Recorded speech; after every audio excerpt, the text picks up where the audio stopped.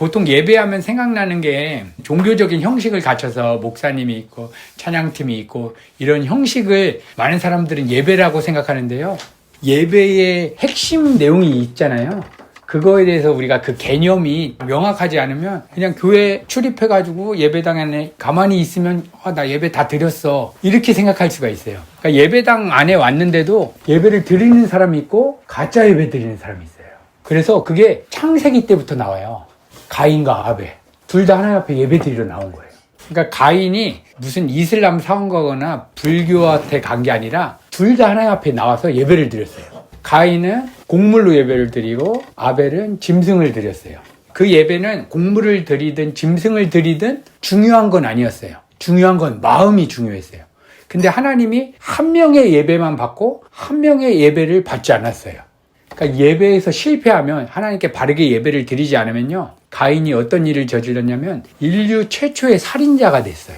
그러니까 타인을 우리가 영적으로 죽이는 삶을 살아가는 거예요. 하나님 앞에 예배드리지 않는 사람은요. 영적으로 타인을 죽이는 것이 폭언을 하거나 누구를 때리거나 이런 게 아니라 하나님과 연결될 수 있는 얘기를 하지 못하는 거예요. 그러면 저 영혼이 하나님과 연결이 안 되면 단절이 되겠죠. 그래서 부모님이 바르게 예배드리지 않는 부모님은요. 자녀를 양육할 때 좋은 대학교 가야 돼. 성공해야 돼. 하나님이고 뭐고 상관없어. 그냥 이 땅에서 잘 살아야 되는 쪽으로 강요하게 되고 이끌게 돼요. 그러니까 예배를 성공하면 아벨이 어떻게 됐죠? 형한테 돌 맞아서 죽는 거예요. 그러니까 가짜 예배를 드리는 사람한테 가짜 종교인들한테 핍박을 당하게 되는 거예요. 하나님의 백성들이. 왜냐면 진리를 얘기를 하고 진리를 선포하면 거짓 종교인들은 핍박하게 돼요. 인류 최초의 예배가 가인과 아벨의 예배였는데 예배를 잘못 드리니까 한 명은 타인을 영적으로 죽이는 삶. 복음으로 대화를 안 하면요. 하나님과 관계가 끊어지니까 타인을 영적으로 죽이는 거예요. 그리고 아벨처럼 거짓 종교인들과 복음 얘기하면 다른 거 얘기하면 괜찮아요. 복음 얘기, 진리 얘기하면요. 칼을 드는 거죠. 그래서 예수님 시대 때 예수님 이 땅에 와서 바리새인이랑 율법주의자랑 얘기하는데 예수님은 계속 진리만 얘기하니까 이 세상 썩을 양식을 목적으로 따랐던 그 종교인들이 예수님 십자가에 못 박아 죽였잖아요. 그게 가인이 아벨 죽인 거랑 똑같은 거예요. 왜 그러냐면 예배를 잘못 드렸기 때문에.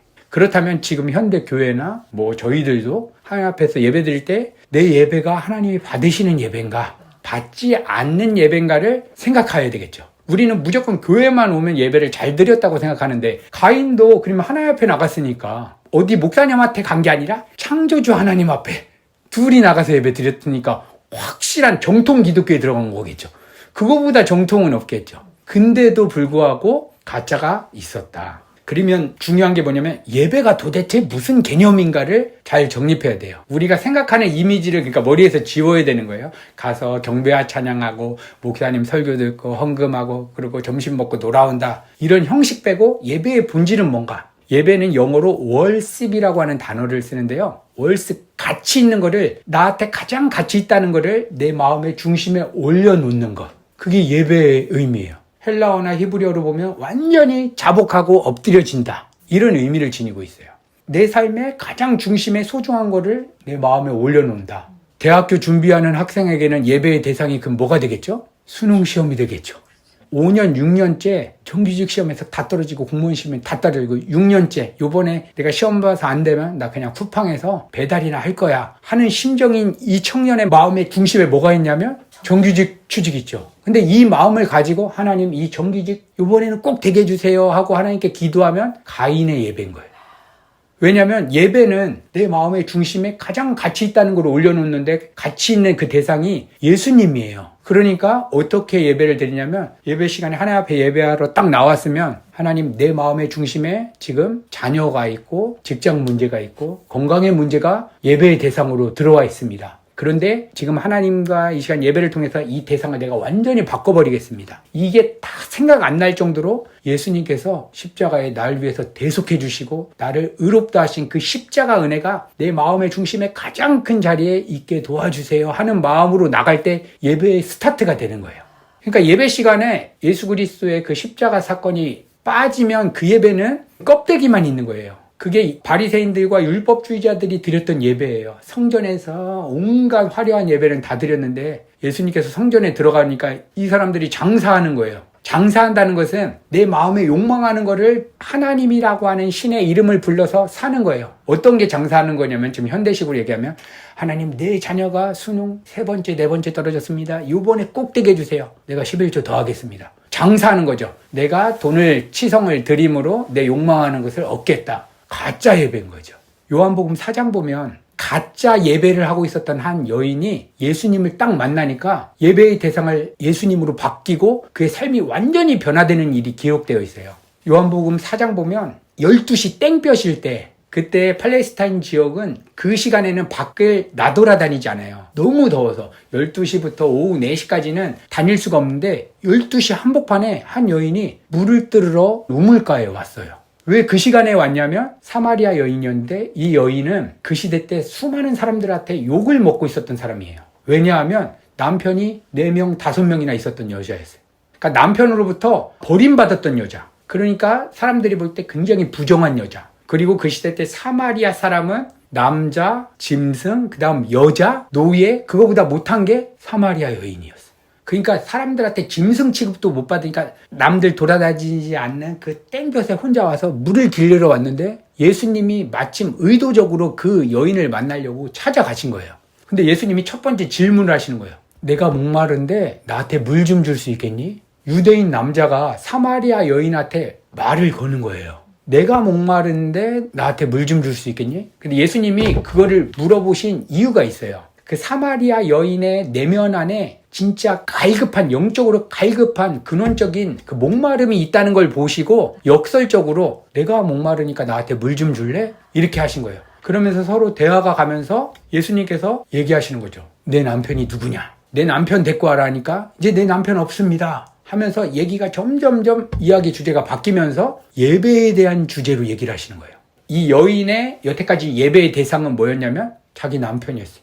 야, 나한테는 좋은 남편이 없어서 내가 이렇게 버려지고 홀로 남았구나. 그 시대 때는 여인이 남편으로부터 이혼 당한다는 건요, 진짜 그냥 죽는 거예요. 왜냐면 여인이 일해서 돈 벌어서 살 수 있는 문화가 아니었어요. 남편 없으면 죽는다. 예배의 대상이 나는 언젠가는 진짜 좋은 남편한테 사랑받고 그걸로 내 생계를 유지하면서 살 거야. 예배의 대상이 남편이었어요. 근데 예수님 딱 만나면서 예수님이 너희 조상들은 어디서 예배드렸냐? 이 산에서 드렸냐? 저 산에서 드렸냐? 이스라엘 백성들, 유대인들은 그 산에 있는 예루살렘 상이나 이런 성전 같은 데서 건물 안에서만 예배를 드렸어요. 그러면서 예수님이 뭐라고 하냐면 하나님을 예배할 때가 이때인데 신령과 진정으로 예배를 드려야 된다. 건물 안에서 어떤 종교적인 형식, 교회 가서 경배와 찬양팀하고 목사님 설교 듣고 헌금 내고 이런 형식이 아니라 신령과 진정으로 예배를 드려야 된다. 이게 교회 안에서 빠지면 가인의 예배다 라고 하는 의미의 메시지를 던져주시는 거예요. 그래서 예배의 핵심에는 신령과 진정이 있죠. 신령이라고 하는 건요, 푸뉴마라고 하는 헬라어 단어인데 성령으로, 신령과 진리로 할 때는 진리가 알레테이아라고 하는 단어인데 내가 길이요 진리요 생명이 나로 말미암지 않고는 아버지께로 갈 수 없느니라 할 때 그 진리의 본체이신 예수님, 그러니까 성령의 역사하심을 통해서 내 안에 예수 그리스도의 그 십자가의 의미가 적용되지 않으면 하나님이 받지 않는 예배라는 거예요. 그래서 권사님 마음 안에, 제 마음 안에도 여태까지 나의 예배의 대상이 무엇인가, 하나님 내 마음의 예배 대상 온전히 예수 그리스도로 바꾸겠습니다라고 하는 그 간절함을 갖는데 우리의 힘으로 안 되잖아요. 그래서 신령으로 드리는 거예요. 성령 하나님 도와주세요. 내 마음의 예배의 중심에 예수님만을 모시고 싶습니다 하면 여태까지 재정 문제 걱정했고 자녀 문제가 예배의 대상이었는데 성령님께서 그때 우리의 마음을 바꿔주시면서 하나님 자녀 문제가 어떻게 되든 사업 문제가 어떻게 되든 내 노후의 문제가 어찌게 되든 이거 생각 하나도 안 날 정도로 지금 예수 그리스도의 그 피 묻은 십자가가 내 심장을 뛰게 하는 최고의 사건 되게 해주세요 라고 성령 하나님 도와달라고 하면 성령 하나님이 그때 빵 채우면서 영혼 안에서 막 터져나오는 그 기쁨과 그 생명수를 막 부어주시는 거예요.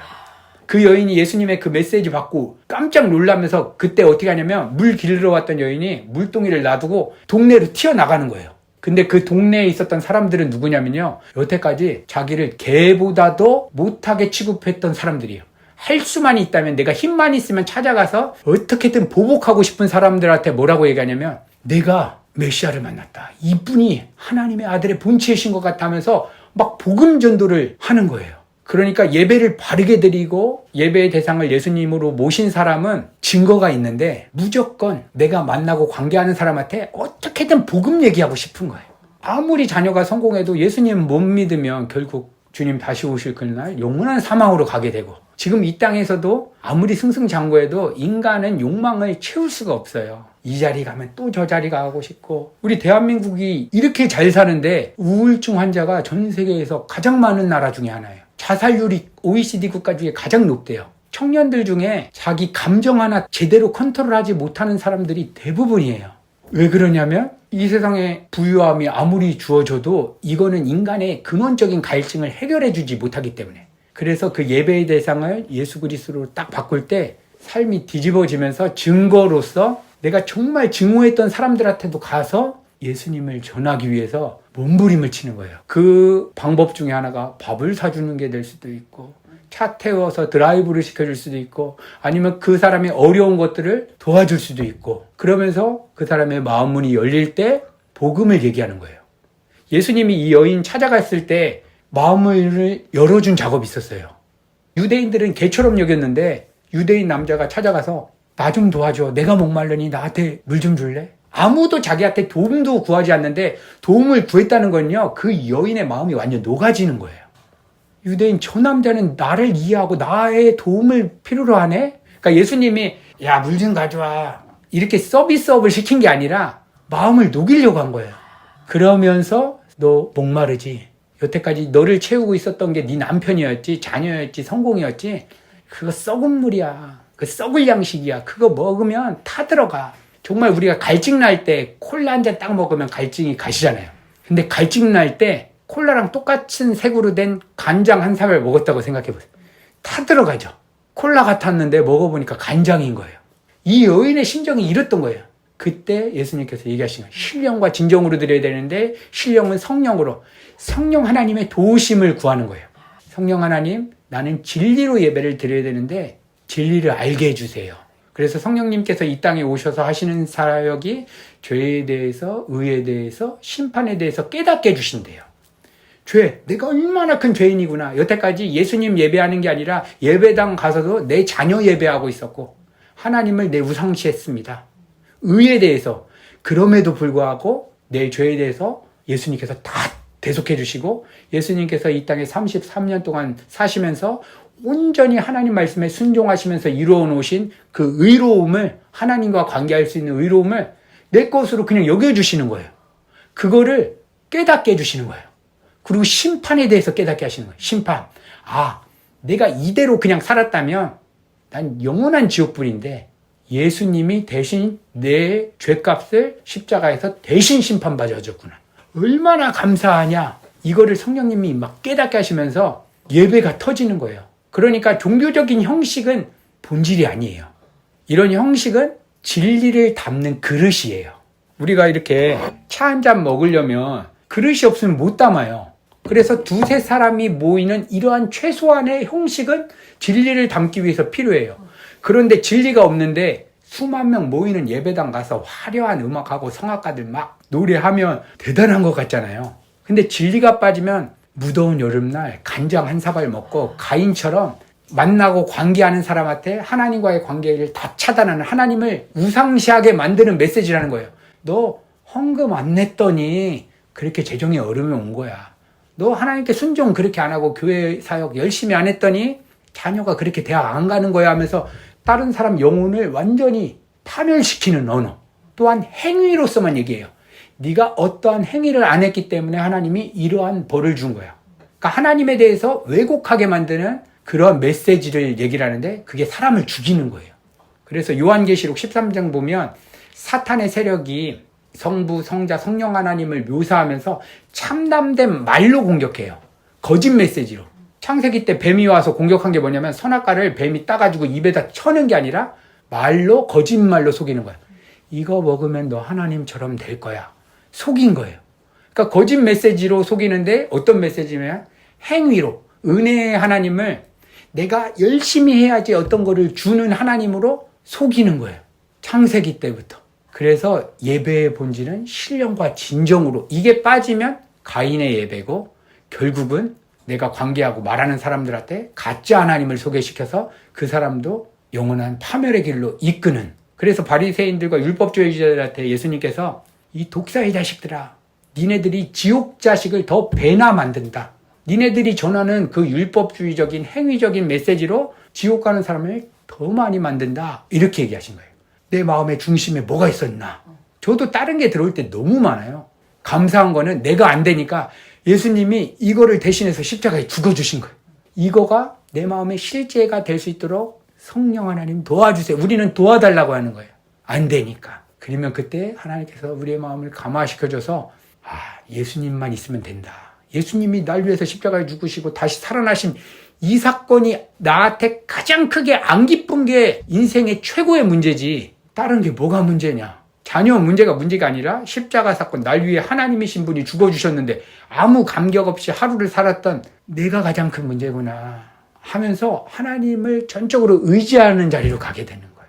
이게 예배의 핵심이고 본질인 것 같습니다. 성령 하나님은요, 보혜사라고 얘기를 해요. 그래서 예수님의 십자가를 그냥 받아들인 다음에 약간 추상적일 것 같죠. 그럼 어떻게 되냐면요, 하나님 지금 내 마음 안에 자녀 문제가 크게 들어와 있습니다. 이렇게 됐으면 좋겠고 저렇게 됐으면 좋겠습니다 하는 걱정, 염려가 들어와 있습니다. 이게 죄잖아요.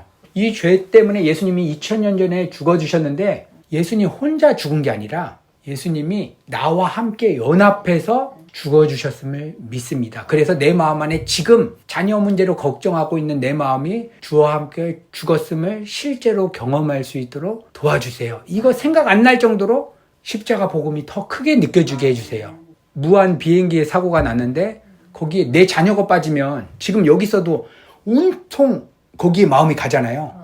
그것처럼 십자가 사건에 내 마음이 가서 아무것도 생각 안 날 정도로 다른 거 생각나고 걱정되는 내 마음이 주와 함께 현재적으로 죽었음을 느낄 수 있도록 하나님 도와주세요. 이렇게 기도하는 거예요. 그럼 어떨 때는 와 아무 생각 안 나고 너무 감격에 가죠. 근데 또 돌아와요. 그때 또 의지하는 거예요. 그러면서 우리가 점점점 뭐를 배우게 되냐면 예수님의 십자가를 의지하고 성령의 도우심을 구하지 않으면 나는 온통 이 세상의 다른 대상만 예배하면서 살게 되겠구나. 이거를 자발적으로 점점점 깨달으면서 이제 속도가 빨라지는 거죠. 내 마음에 딴 게 있구나. 하나님, 난 주와 함께 죽었음을 믿습니다. 그래서 갈라디아서 2장 20절에 사도 바울이 이 대속과 의롭다함의 본질적인 의미에 대해서 이렇게 얘기하는데요. 내가 그리스도와 함께 십자가에 못 박혀 죽었나니. 종교인들은요, 예수님의 십자가 사건을 밖에다 딱 놓고 예수님이 나 때문에 죽어주셨어. 나 이거 믿을게. 라는 게 종교인이에요. 근데 정말 신앙에는요. 예수님이 죽을 때 나와 함께 죽었다. 연합이라고 하거든요. 연합. 그러니까 예수님은 2000년 전에 죽었는데 나는 2000년 후에 태어났는데 어떻게 연합해서 죽었을까? 예수님은 시간과 공간에 묶이지 않으시는 영존하시는 성부, 성자, 성령 하나님 중에 제2 위격이신 성자 하나님이세요. 십자가 사건은 영원성이 있기 때문에 하나님의 백성들, 2000년 전에 태어난 사람들은 앞으로 태어날 사람들은 모든 죄를 다 우리와 묶어서 죽으신 거예요. 예수님 혼자 죽은 게 아니라 나랑 같이 죽었구나. 그리고 다시 부활하실 때 혼자 살아나신 게 아니라 같이 살아났구나. 이거는 역사적으로 일어났는데 이게 실제 지금 내 삶 속에서 경험될 수 있게 도와주세요. 나는 주와 함께 죽었음을 믿음으로 받아들이고 자녀 문제 생각 하나도 안 나고 복음 때문에 기뻐서 사마리아 여인이 남편 생각 안 해요. 물 길러 와서 이거 물 팔아야지 돈 벌거든요. 그거 내동댕이 치고 나가 이제 미래 문제 걱정 안 하고 예수님 전해야지 하면서 날려간 것처럼 그게 십자가를 현재적으로 경험한 거예요. 여태까지 물 길러야 사는 거 재정 문제죠. 남편이 있어야 되지. 나의 행복? 이건 다 죽었다. 왜냐하면 진짜 신랑, 진짜 예배 대상인 예수님 만났으니까. 딴 사람들도 만나야 되는데 하는 마음으로 바뀌어진 거예요. 그래서 예수님의 십자가를 받아들인다는 거는 그냥 실제적으로 갈라디아서 2장 20절을 기억하면 좋아요. 내가 그리스도와 함께 십자가에 못 박혀 죽었나니 그런즉 이제는 내가 사는 것이 아니요 내 안에 예수 그리스도가 사시는 것이라. 그거를요 마음속에 새기고 성령님은 이 십자가의 사건을 나한테 적용시켜 주시는 사역을 하시는 그 성령님을 의지합니다. 그래서 성령님의 사역에 대해서 신학적인 용어는 성령의 조명하심이라는 걸 얘기를 해요. 여기서 지금 불 딱 끄면 권사님도 안 보이고 저도 안 보여요. 불을 딱 조명을 켜면 다 보여요. 근데 여태까지는 은혜와 그 십자가의 사건이 불 다 끈 것처럼 깜깜하게 안 보여. 자녀 문제만 보이니까. 사업 문제만 보이니까. 근데 성령님께서 말씀을 통해서 딱 조명해 주시니까 아, 내가 눈 감은 소경처럼 살았구나 하면서 이거를 밝히 조명해 주시는 거예요. 그래서 신령과 진정으로 예배를 드려야 한다는 의미가 바로 이거예요. 그래서 예수님께서 뭐라고 하시냐면 하나님께서 찾으시는 사람이 있대요. 그게 바로 예배자예요. 이 가짜 종교인들 중에서 주목하고 있는 사람은 아벨 한 사람, 정말 하나님 백성 한 사람. 그 하나님의 백성을 그 사이에서 양육시키기 위해서 가짜 기독교나 가짜 종교인들을 동원시키는 거예요. 봐봐라. 아무도 하나님 예배 안 한다. 하나님이 이름 부르면서 알라신 섬기고 자기 자녀 섬긴다. 근데 내가 택한 내 백성들아, 너희들만이 나를 예배할 수 있겠니? 그렇게 찾으시는 거예요. 간절히. 아벨이 짐승 제사를 드렸어요. 엄마 아빠한테 들었던 얘기가 있을 거예요. 엄마 아빠가 뱀에게 속아서 하나님이 선악과 따먹지 말라고 했는데 하나님처럼 되고 싶어가지고 따먹었어. 그래서 하나님과 관계가 차단됐어. 근데 하나님이 다시 찾아오셔서 무화과 나뭇잎으로 내 수치를 내가 가렸는데 그거 찢어버리시고 가죽옷을 입혀주셨어. 그때 처음으로 짐승이 누군가 죽었겠죠. 나의 부끄러움을 내가 치장했어요. 자녀로 성공으로 막 치장했는데 하나님의 자녀들은 찾아와서 하나님이 찾아와서 그거 찢어 벗기시고 짐승을 죽여서 짐승의 피를 짐승의 희생으로 가죽옷을 입혀주셨어요. 이것은 예표적으로 우리가 그리스도로 옷 입었다 이렇게 표현하죠. 이제 신분이 바뀌었다는 거예요. 그 전의 신분은 내 욕망과 내 기쁨으로 내 수치, 내 부끄러움을 내가 가렸어요. 근데 가죽옷, 예수 그리스도를 상징하는 그 짐승 옷을 지어가지고 입혀주셨어요. 그러면서 엄마 아빠한테 드는 거예요. 하나님 앞에 이제 나가려면 우리는 죄의 본성이 있으니까 누군가 대신해서 죽어주실 희생 제물이 필요해. 그래서 아벨이 그 메시지를 듣고 여인의 후손이 오면 사탄의 머리통을 갈기치고 뱀은 여인의 후손의 발꿈치를 상하게 할 거야 라고 하는 이 원시 복음을 듣고 아, 하나님 앞에 나가려면 누군가 대신해서 죽어야 된다. 근데 그 대신할 게 예수님인지는 몰랐겠죠. 그런데 알았다는 것은 내 힘으로는 할 수가 없다. 누군가 대신 도와주셔야 된다는 걸 알고 짐승을 태워드리면서 하나님, 내가 하나님보다 이 세상을 예배하고 이 세상을 사랑하는 내 마음이 죽습니다. 어린 양이 내 대신 죽고 있잖아요. 그때 내가 이 양을 죽이면서 아, 괜찮네. 이렇게 드릴 사람 없어요. 칼로 어린 양을 딱딱 쪼개면 피가 막 얼굴에 튈 거 아니에요. 그때 막 나 때문에 죄가 없는 얘가 죽네 하면서 나도 주님과 함께 죽습니다 하는 이 심정으로 예배 드렸을 거잖아요. 그게 신령과 진정한 예배예요. 그러려면 내가 얼마나 큰 죄인이라는 사실을 예배 때 반드시 깨달아야 되죠. 그래서 예배를 바르게 드리면 한 가지 현상, 마지막으로 이 현상이 일어나요. 두 가지 우리의 정서가 충돌해요. 하나는 나 같은 그 죄덩어리가 어떻게 하나님 앞에 나가냐. 아, 나 하나님 앞에 자격이 없습니다. 근데 한 가지는 어떤 게 있냐면 그럼에도 불구하고 하나님 나 사랑하신데 둘이 섞일 수 없는 정서가 빵 터지면서 막 마음 안에서 아, 하나님 하면서 이렇게 자복하는 그게 일어나는 거예요. 그게 신령과 진정으로 예배를 드리면 마음 안에서 그런 일이 일어나요. 나는 자격이 없고 나는 지금 죽어도 할 말 없는 죄인인데 그래도 나를 사랑하시고 그 사랑의 증거로 십자가를 확정하셨습니다. 그를 받아들입니다 하고 그저 하나님만 의지합니다 하면 하나님 그 예배를 가장 기쁘게 받으시는 거예요.